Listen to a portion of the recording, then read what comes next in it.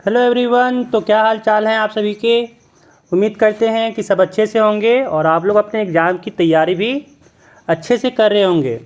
तो इस वीडियो में हम लोग जो आप लोगों का 8 तारीख को एग्ज़ाम है साइंस का, उसी के हम लोग लघु उत्तरीय, जो अति लघु उत्तरीय 2 मार्क्स का सवाल और लघु उत्तरीय है ना, जो 3 मार्क्स का आपका जो सवाल रहता है, उसी के क्वेश्चन को यहाँ पे हम लोग डिस्कस करने वाले हैं। तो ये वीडियो आप लोगों के लिए इम्पॉर्टेंट रहने वाला है, क्योंकि यहाँ पे हम लोग इम्पॉर्टेंट क्वेश्चन को ही डिस्कस करेंगे जो आपके एग्ज़ाम में पूछा जा सकता है ना। तो यहाँ पे हम लोग बहुत सारे प्रीवियस ईयर क्वेश्चन को डिस्कस करेंगे जो आपके लिए इम्पॉर्टेंट होने वाला है। तो वीडियो को आखिर तक देखिएगा ताकि आपसे एक भी सवाल जो आप यहाँ पे लिया गया है वो छूटे ना। ठीक है, तो चलिए वीडियो करते हैं शुरुआत।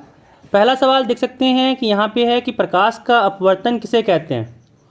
ठीक है, कि प्रकाश का अपवर्तन किसे कहते हैं। तो देखिए इसका आंसर क्या होगा कि जब प्रकाश की किरण विरल माध्यम से सघन माध्यम में प्रवेश करती है तो किरण अभिलंब की ओर मुड़ जाती है, तथा सघन माध्यम से विरल माध्यम में प्रवेश करने पर अभिलंब से दूर जाती है, इसे प्रकाश का अपवर्तन कहते हैं। ठीक है, जो क्या होता है, प्रकाश का जो किरण होता है जब विरल माध्यम से सघन माध्यम जाता है तो प्रवेश जब करता है तो क्या होता है, किरण जो होता है वो अभिलंब की ओर मुड़ जाता है ना। जैसे मान लीजिए कि ये आपका प्लेन है और एक सेकेंड, ये आपका प्लेन है, ठीक है, और ये आपका है अभिलंब।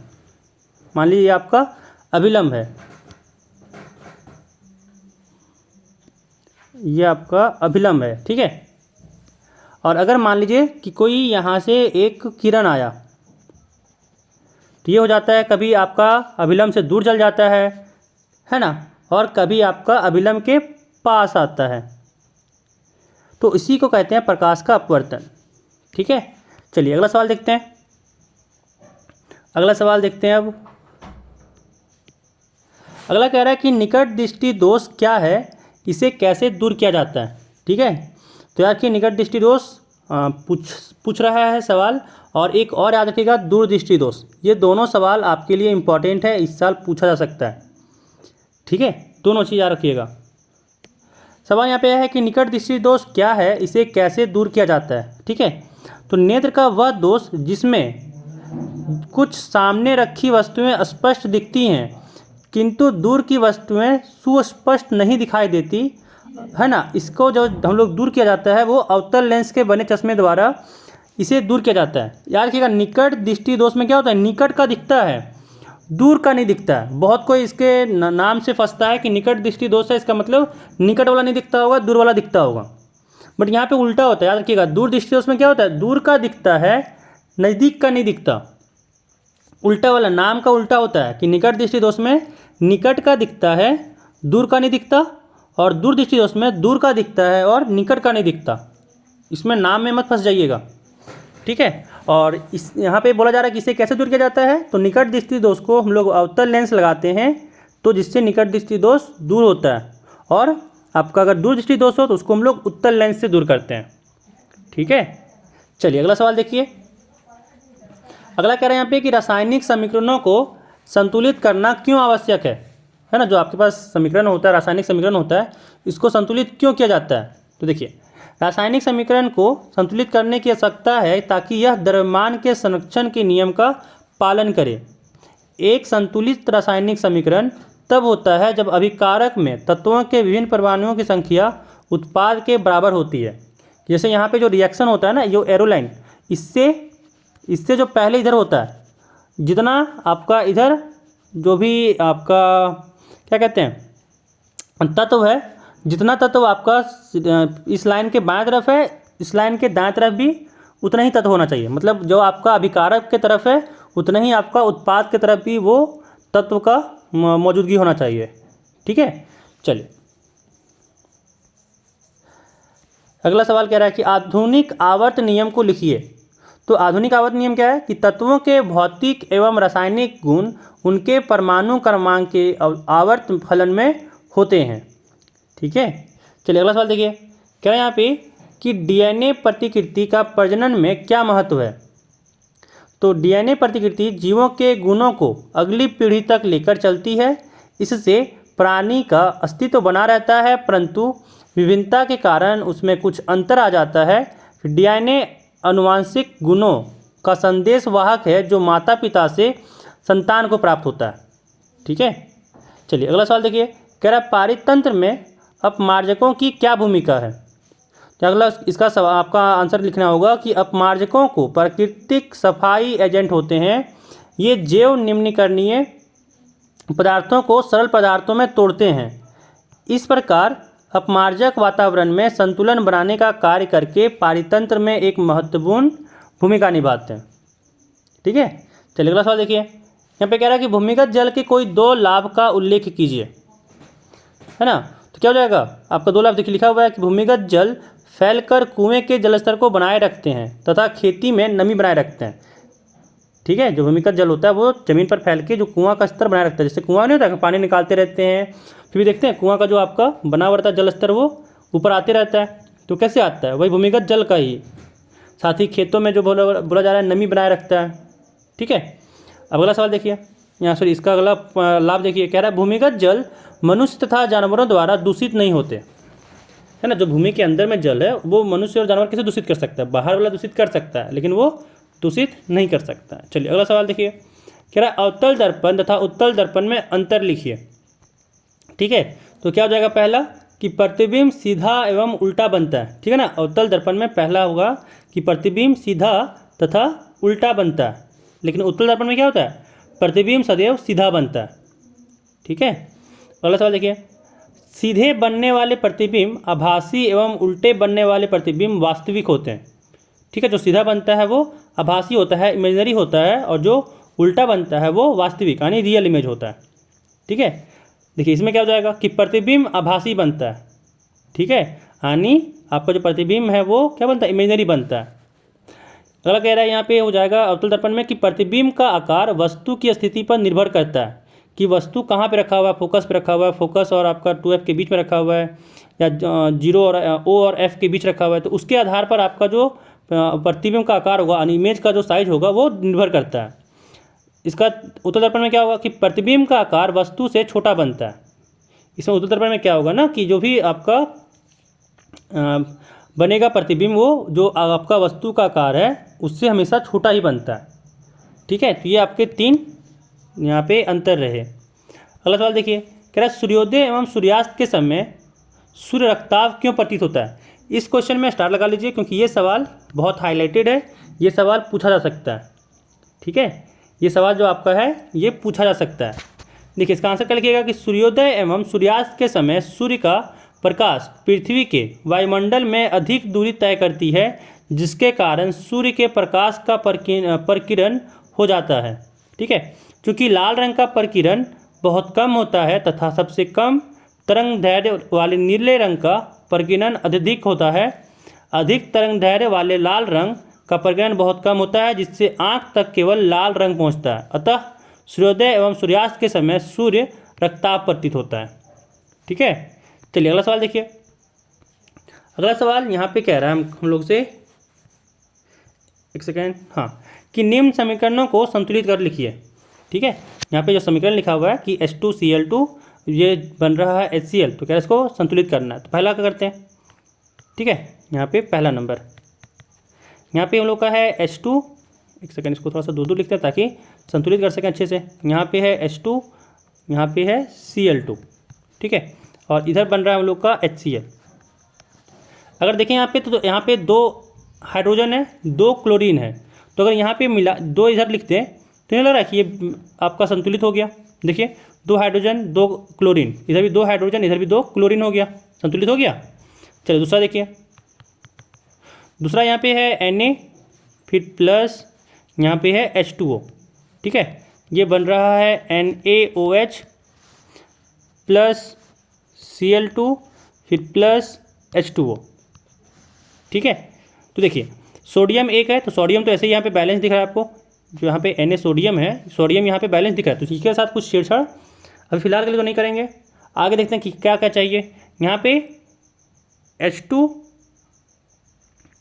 एक सेकेंड इसमें गलती लिख दी है ना, इधर NaOH था, साथ में यहाँ पे H2 था, गलती लिखे, एक सेकेंड लिखने में गलती कर दी है। ये यहाँ पे है NaOH और साथ में प्लस में है H2। वही हम सोच रहे हैं कि Cl2 कहाँ से आ गया। देखिए यहाँ पे Na क्या है, Na एक है, इधर भी Na एक है।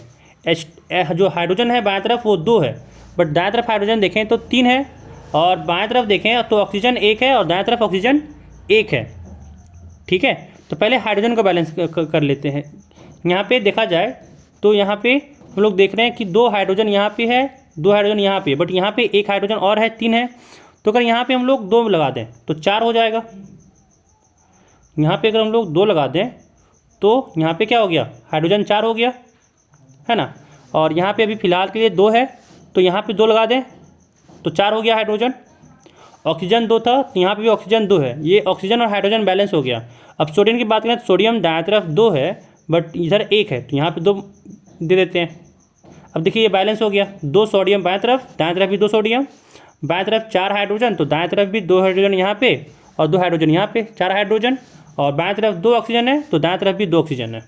बैलेंस हो गया, है ना, संतुलित हो गया। चलिए अगला देखिए। अगला यहाँ पे है Mn, एक सेकेंड, MnO2 प्लस HCl, ये बन रहा है MnCl2 प्लस Cl2 फिर प्लस H2O। ठीक है, यहाँ पे हम लोग को इसको बैलेंस करना है। तो देखिए यहाँ पे मैग्नीज जो Mn है, मैग्नीज ये बाएं तरफ 1 है, दाएं तरफ भी 1 है, ये बैलेंस है फिलहाल के लिए देखा जाए तो। ऑक्सीजन बाएं तरफ 2 है, बट दाएं तरफ यहाँ पे देखें तो ऑक्सीजन 1 ही है, तो इसको बैलेंस करना है।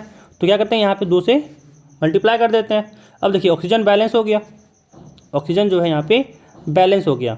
अब अगर यहाँ पे बात करें हम लोग हाइड्रोजन की, तो हाइड्रोजन दाएं तरफ हो गया आपका 4, है ना, और बाएं तरफ देखें तो हाइड्रोजन 1 है, तो यहाँ पे 4 बनाना होगा, तो 4 से यहाँ पे गुना कर दिए, है ना, यहाँ पे 4 दे दिए, तो 4 HCl हो गया। देखिए हाइड्रोजन तो बैलेंस हो गया, लेकिन क्लोरीन अब देखिए बैलेंस है कि नहीं है। तो Cl देखें तो बाएं तरफ 4 है और क्लोरीन दाएं तरफ 2 इस जगह पे है और 2 इस जगह पे, 4 हो गया, यानी क्लोरीन भी 4 हो गया। अब देखिए मैग्नीज भी यहाँ पे बैलेंस है, सब यहाँ पे ऑक्सीजन भी बैलेंस है, हाइड्रोजन भी बैलेंस है और क्लोरीन भी बैलेंस है। तो पूरा सब चीज़ बैलेंस है, बाएं तरफ जितना है आपका अभिकारक की तरफ उतना ही आपका उत्पाद की तरफ है। तो सारा यहाँ पे तत्व बैलेंस हो गया, इसी कारण से यहाँ पे ये समीकरण जो है वो संतुलित हो गया। ठीक है, तो तीनों यहाँ पे हम लोग इस तीनों को संतुलित कर दिए। चलिए अगला सवाल देखिए। अगला सवाल यहाँ पे कह रहा है कि अम्ल वर्षा क्या है। अम्ल वर्षा क्या है, आश्रित जल विद्युत का चालक क्यों नहीं होता जबकि वर्षा जल होता है। ठीक है, देखिए इसका आंसर क्या होगा कि वर्षा के जल का pH मान जब 5.6 से कम हो जाता है तो वह अम्लीय वर्षा कहलाती है। ठीक है, और हम लोग जानते ही हैं कि 7 से जब कम रहता है तो उसको अम्ल कहते ही हैं। यहाँ पे होगा कि आश्रित जल शुद्ध होते हैं, ठीक है, जिसमें आयन नहीं बनता है, विद्युत का चालन आयनों द्वारा होता है। इसी कारण से जो आपका आश्रित जल होता है वो विद्युत का चालक नहीं होता। ठीक है, चलिए देखिए अगला जो पूछा गया था, जबकि वर्षा जल होता है कि क्यों होता है, इसका देखिए आपका आंसर कि वर्षा के जल में थोड़ी मात्रा में अम्ल होते हैं क्योंकि वायु में उपस्थित SO2 और NO2 जैसे गैस जल में मिलकर इसे अम्लीय बना देते हैं। ये अम्ल H+ आयन उत्पन्न करते हैं जो विद्युत का चालन करते हैं, इसीलिए वर्षा जल क्या होता है, विद्युत का चालक होता है। ठीक है, चलिए ये भी सवाल कंप्लीट। अगला सवाल देखते हैं। अगला सवाल यहाँ पे है कि निम्न यौगिकों के नाम एवं संरचना सूत्र लिखिए, है ना।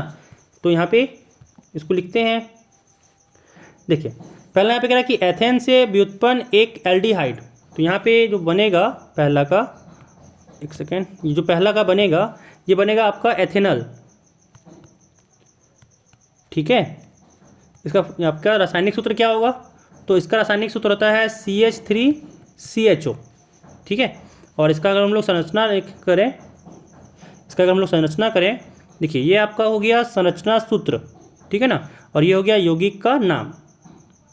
चलिए इसको अगर बनाना चाहें तो ऐसे बनेगा कैसे कि पहला कार्बन के पास 3 हाइड्रोजन, तो एक हाइड्रोजन इधर देते हैं, एक हाइड्रोजन इधर देते हैं, एक हाइड्रोजन इधर देते हैं। ठीक है, फिर यहाँ पे कार्बन के साथ लगेगा, फिर एक ऑक्सीजन यहाँ पे ऐसे और फिर हाइड्रोजन ऐसे। तो ये आपका इसका हो गया ये क्या उसको बोलते हैं, संरचना। ठीक है, चलिए अगला देखिए दूसरा में कह रहा था कि प्रोपेन से व्युत्पन्न एक कीटोन। ठीक है, प्रोपेन से यहाँ पे क्या हो जाएगा, प्रोपेनॉन बन जाएगा। ठीक है, प्रोपेनॉन बन जाएगा। इसका रासायनिक सूत्र आपका होगा CH3, संरचना सूत्र जो होगा ये होगा आपका CH3CO CH3। ठीक है, और ये आपको दिखेगा इस तरह के C के साथ यहाँ पे 3 हाइड्रोजन, फिर इसके साथ C, फिर इसके साथ C और इसके साथ 3 हाइड्रोजन, और फिर इसके साथ O। ठीक है, ये बन जाएगा आपका दूसरा का। तीसरा कह रहा है कि मैथेन से व्युत्पन्न एक कार्बोक्सिलिक अम्ल, तो यहाँ जाएगा मैथेनोइक अम्ल। ठीक है ना, मैथेनोइक अम्ल, मैथेनोइक अम्ल। इसका जो हो जाएगा आपका संरचना सूत्र ये होगा HCOOH। ठीक है, ये आपका ऐसे दिखेगा कुछ, यहाँ पे तीनों कंप्लीट। अब चलिए अगला सवाल देखिए। अगला सवाल कह रहा है यहाँ पे कि जब एड्रेनलिन रुधिर में स्रावित होता है तब हमारे शरीर में क्या अनुक्रिया होती है। यहाँ क्या हो जाएगा कि एड्रेनलिन को आपातकाल हार्मोन भी कहते हैं। जब कोई व्यक्ति भय या तनाव की परिस्थिति में होता है तब शरीर स्वयं एड्रेनलिन हार्मोन को बड़ी मात्रा में स्रावित करता है। इससे हृदय की धड़कन बढ़ जाती है तथा हमारी पेशियों को अधिक ऑक्सीजन की आपूर्ति होने लगती है। पाचन तंत्र तथा त्वचा में रुधिर की आपूर्ति कम हो जाती है। इन अंगों के धमनियों के आसपास की पेशी सिकुड़ जाती है या रुधिर को दिशा हमारी कंकाल पेशियों की ओर कर देती है। डायाफ्राम तथा पसलियों के पेशी के संकुचन से सांस तेज चलने लगती है। ये सभी अनुक्रियाएं मिलकर शरीर को आपात स्थिति से निपटने के लिए तैयार करती है। ठीक है ना, इसीलिए यहाँ पे क्या हो जाएगा, एड्रेनलिन रुधिर में जब स्रावित होता है तो ये सब सारी चीज़ें होते हैं। क्योंकि जब आपको डर लगेगा तो ऑब्वियस है कि जब डर लगेगा तो उसके अराउंड में आपका शरीर कुछ तो रिएक्ट करेगा। उसी से निपटने के लिए आपका शरीर में जो होता है वो एड्रेनलिन रुधिर स्रावित होता है। ठीक है, चलिए अगला सवाल देखिए। कह रहे हैं यहाँ पे कि ऊर्जा के आदर्श स्रोत में क्या गुण होते हैं। ठीक है, तो क्या हो जाएगा, ऊर्जा के आदर्श स्रोत में निम्नलिखित गुण होते हैं। प्रति एकांक आयतन अथवा प्रति एकांक द्रव्यमान अधिक कार्य करें, सरलता से सुलभ हो सके, फिर भंडारण तथा परिवहन में आसान हो, है ना, और आखिरी हो जाएगा वह सस्ता भी हो। तो ये आपके आदर्श स्रोत है ना। आदर्श स्रोत के कुछ गुण ये रहे। चलिए अगला सवाल। यहाँ पे सारा सवाल कंप्लीट हुआ। तो वीडियो में जुड़ने के लिए आपका थैंक यू, और साथ ही ऑल दी बेस्ट आपके एग्ज़ाम के लिए। और अगर आप हमारे चैनल को अभी तक सब्सक्राइब नहीं किए हैं तो सब्सक्राइब कर लीजिए। फिर मिलते हैं अगले वीडियो में, तब तक के लिए अच्छे से ख्याल रखिए और अपने एग्ज़ाम को अच्छे से दीजिए।